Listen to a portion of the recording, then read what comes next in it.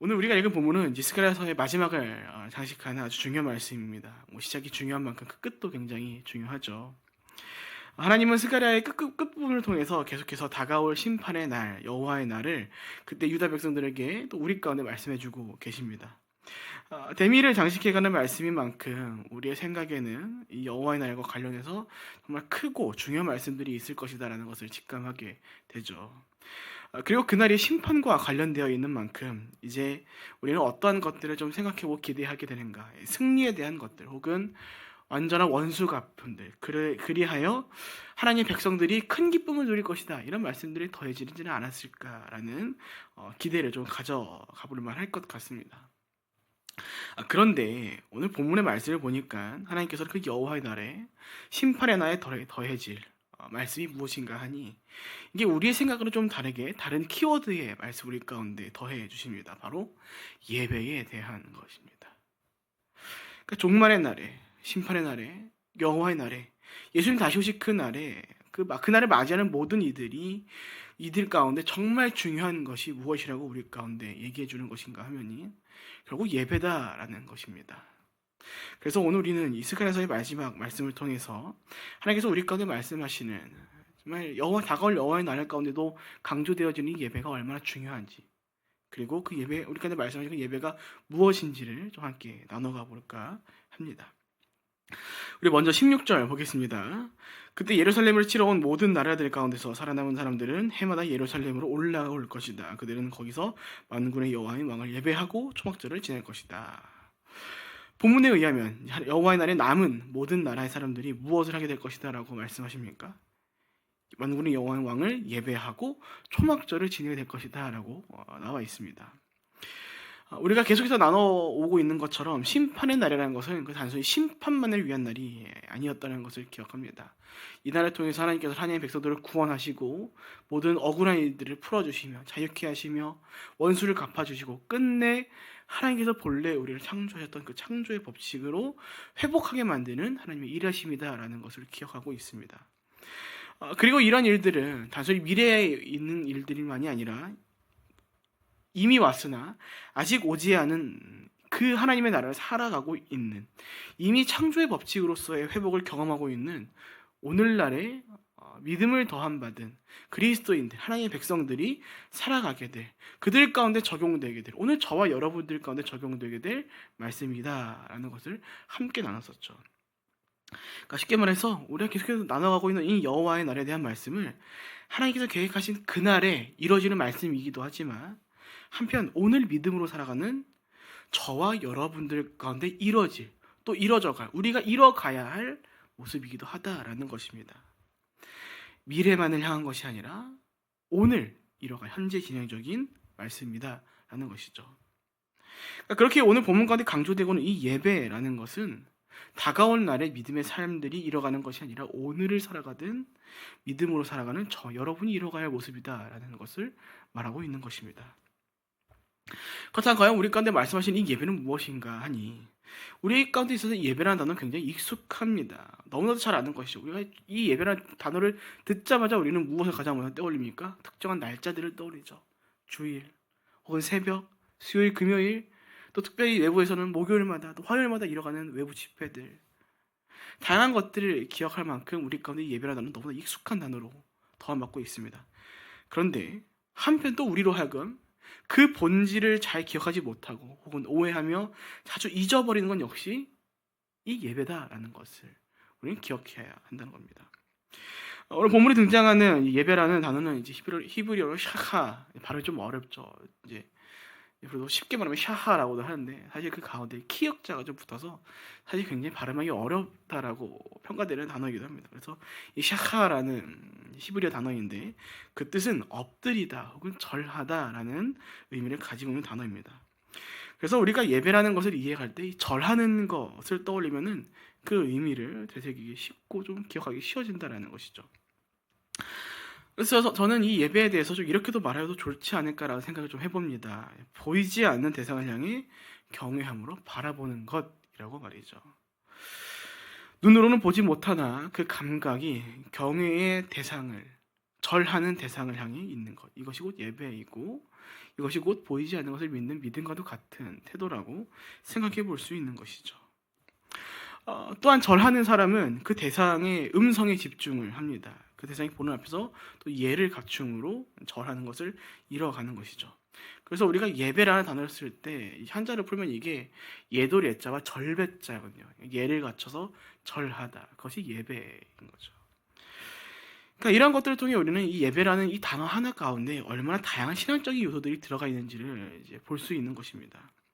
가장 대표적으로 무엇이 있는가 하니 앞서 나눈 것처럼 우리가 하나님 앞에 있는 삶, 곧 코람되어의 삶에 대한 것과 또 그분의 음성에 집중하여 그분만을 바라보는 순종의 삶, 그리고 이 모든 것을 더함으로 말미암아 이뤄가는 하나님을 경외하는 삶, 이러한 신앙적인 요소들이 그 예배라는 한 단어 가운데 차 있는 것이죠.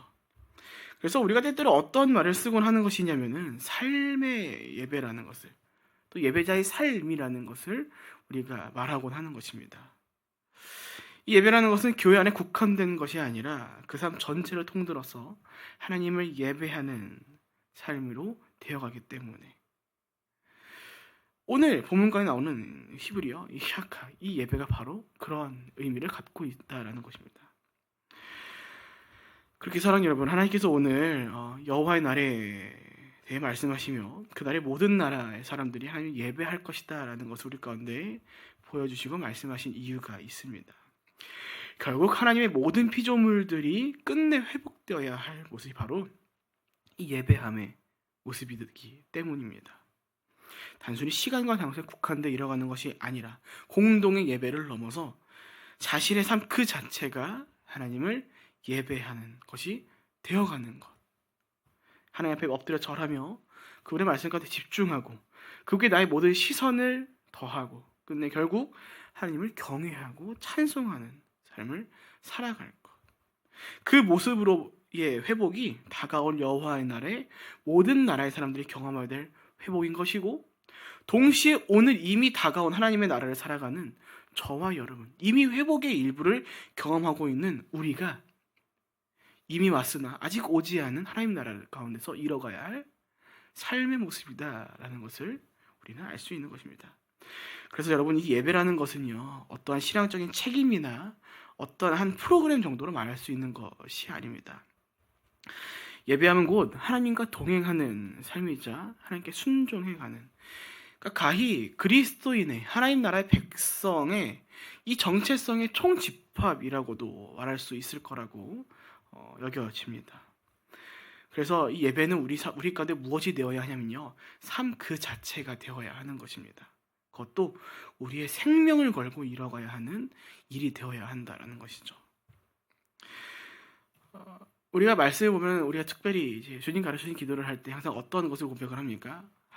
하나님의 뜻이 하늘에서 같이 이 땅에서도 이루어지리라. 하나님께서는 우리로 하여금 모든 삶이 하나님을 예배하는 삶이 되어가기를 원하십니다. 그래서 오늘 우리가 이 땅을 살아가면서 그 예배하는 삶을 우리가 펼쳐가는 것이죠. 한편의 예행 연습인 것이고 한편의 선행 학습인 것이고, 하나님을 모르는 자들 가운데 다가올 여호와의 날에 모든 이들이 펼쳐가게 될 회복된 삶이 무엇인지 우리가 선사해 가는 것입니다. 그래서 우리가 예배자의 삶이라고 얘기하는 것이죠. 특별히 하나님께서 오늘 말씀 가운데 예배함과 함께 또 무엇을 함께 말씀하시면은 그때에 남게 될 모든 나라의 사람들이 예배함과 동시에 초막절을 함께 이뤄갈 것이다 라는 것을 더해 주십니다. 레위기에 의하면 초막절은 이스라엘 백성들을 하여금 하나님께서 애굽으로부터 인도해 내심을 기억하기 위해 지켜지게 된 날이라고 적혀 있습니다. 또한 신명기 가운데서는 하나님께서는 이 날을 그냥 기념할 것이 아니라 소출을 거두면서 이 날을 지킬 것을 명령하셨고, 동시에 그날을 더해 가실 때 자기 혼자만 기뻐하며 즐길 것이 아니라 가족과 노비와 성중에 거는 레위인과 객과 고아와 과부, 이 모든 사람들과 함께 즐거워할 것을 명령해 가십니다. 그러니까 여호와의 날 가운데 남은 사람들이 초막절을 지키게 된다는 것은 곧 모든 사람들이 다툼을 멈추고 함께 소출을, 수확을 감사하며 즐거움을 누리게 되는 날이라고 말할 수 있는 것이죠. 그런데 우리가 이 초막절을 나눌 때 한 가지 이슈를 조금 기억하고서 나눠야 될 것이 있는데, 이 초막절에는 소출에 대한 감사를 더해가는 날이라는 개념이 함께 더해져 있는 날이다라는 것입니다. 이 소출, 이 수확, 당시에 무슨 일을 위함이었습니까? 오늘도 똑같지만 먹는 일들을 위함이었죠. 그리고 이 먹는 것에 대한 것은 오늘보다 훨씬 더 강한 의미로 이 구약 당시에 어떤 문제와 직결되는 일이었냐면은 자신들의 생명과 직결되는 문제였다라는 것입니다. 그래서 그날에 남는 자들이 초막절을 지키게 된다는 것은요, 단순히 소출의 기쁨만을 누리게 되는 것이 아니라 그것을 넘어 그렇게 소출을 더해 주신 하나님께서 그들의 생명을 책임지시는 날들을 그들이 살아가게 되었다는 것을 그들이 깨닫게 해주시는 것이고, 또 오늘 저 여러분들에게 말씀을 더해 주신다라는 겁니다. 그래서 하나님께서 어떤 말씀을 더해 주시는 것이냐면은 돌아오는 본문의 말씀을 더해 주신 것입니다.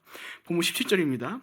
이 땅에 어떤 백성이라도 예루살렘에 올라와서 만군의 여호와 되시는 왕을 예배하지 않으면 그들에게 비가 내리지 않을 것이다.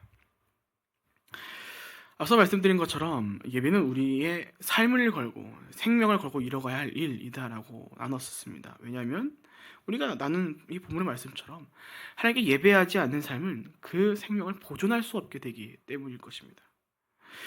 성경에서, 특히 구약에서 이 비 내림에 대한 이슈는 단순히 기후에 대한 것을 말하는 것이 아니었습니다. 특히 하나님께서는 하나님 백성들 가운데 이 비를 통해 그들의 농사, 즉 먹을거리를 해결하게 하셨죠.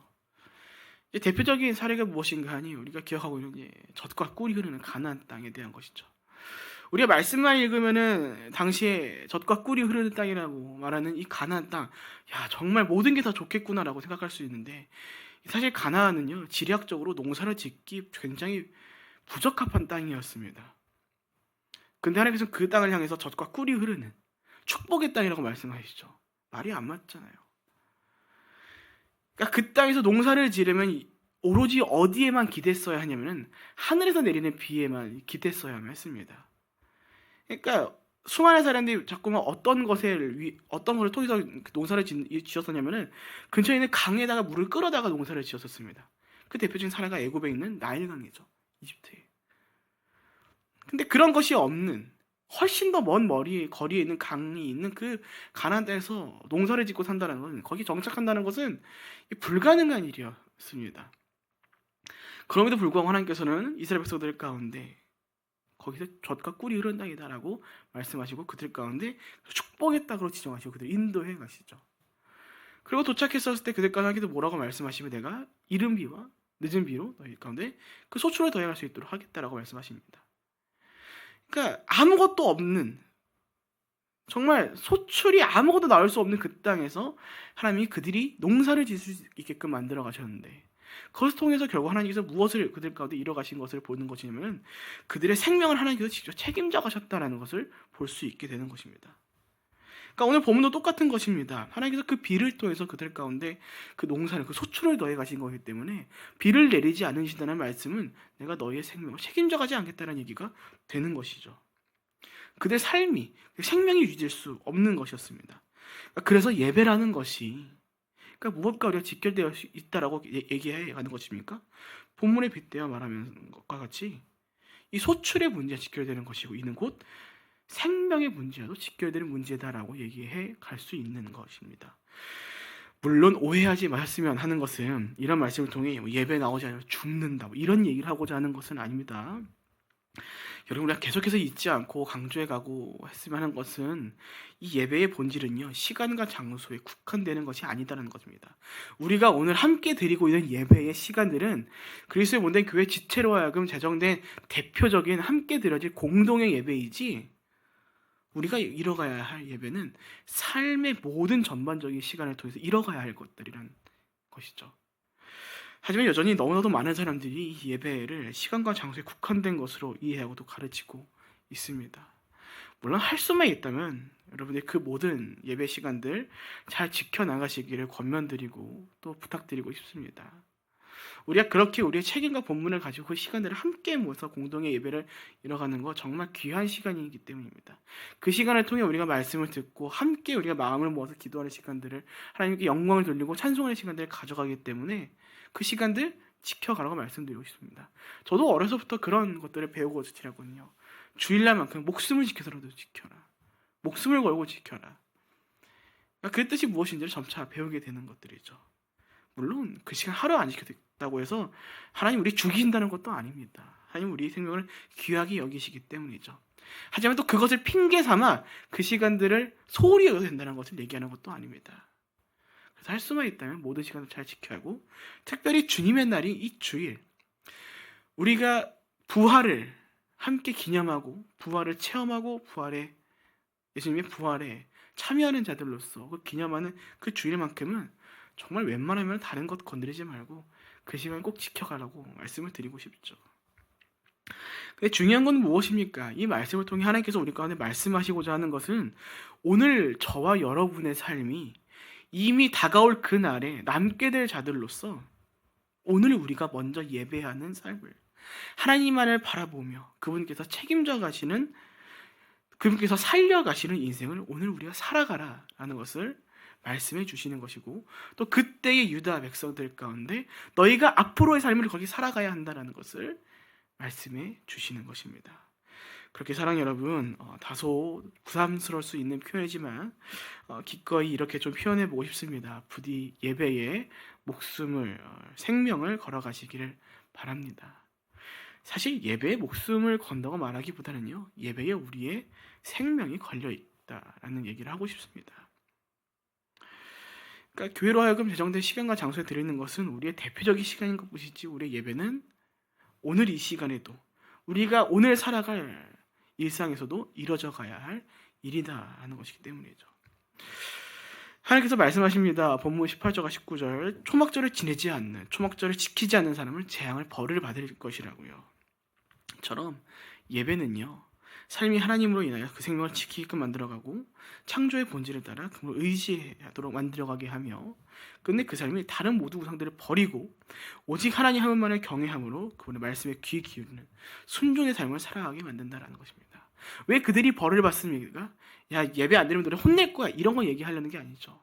이스라엘 모든 역사를 통틀어서 우리는 보아서 알 것입니다. 하나님을 예배하지 않는다라는 것은 곧 자신으로 하여금 자신 스스로 혹은 하나님을 제외한 다른 것을 자신이 예배해가고 있다는 삶이 되어가기 때문인 것입니다.